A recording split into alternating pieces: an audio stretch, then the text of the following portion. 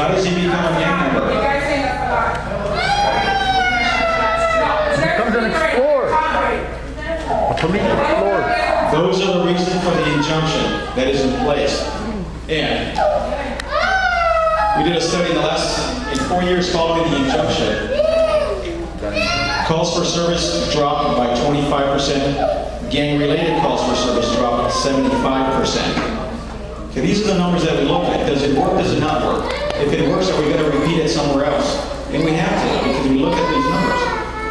Felony assaults down 45%. This is 4 years after it happened. It continues to happen. That's why it's a matter of perspective. The people that have been here when this neighborhood was really bad before the injunction and everything else, to what it is right now. So now, let's bring it up to present.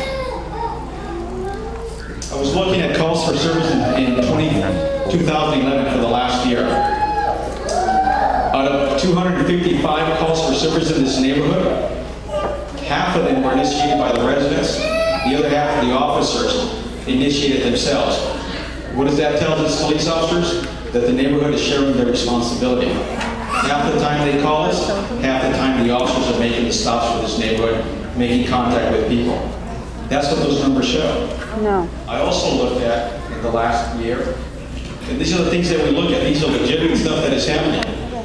Out of 10 robberies that occurred in the neighborhood, 8 of them were gang-related, 2 were not. Out of 26 aggravated assault, 14 of them, about 60%, were gang-related. The other were not.